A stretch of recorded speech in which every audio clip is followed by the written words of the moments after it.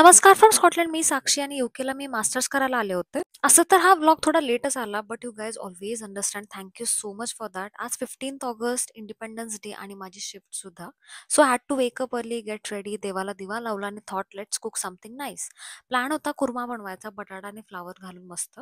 But honestly एंडला what I actually made even I don't know. ते म्हणजे basic कांदा टोमॅटो कट करून आलं लसूण कोथिंबीरची पेस्ट बनवून घेतली. मग पॅन मध्ये तेल, खडे मसाले, कांदा आणि टोमॅटो भाजून घेतला आणि पेस्ट घालून परत सगळं मिक्स करून आहे तेवढे सगळे बेसिक मसालेच घालून घेतले आणि छान परतून घेतलं आणि मग ऍड केलं फ्लावर आणि बटाटे आणि चांगलं मिक्स केलं. त्याच वेळेस माझ्या मम्मीने मला आयडिया दिली की आज इंडिपेंडन्स डे आहे तर तिरंगा कलरचं राईस बनव.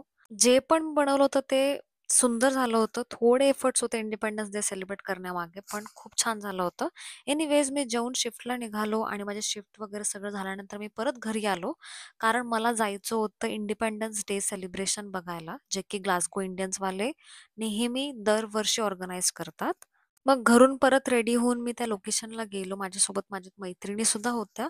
खूप मजा आली, खूप छान वाटलं. सगळे इंडियन्स होते आणि मोस्टली मला बरेच माझे फॉलोअर्स सुद्धा भेटले. मला खूप छान वाटलं.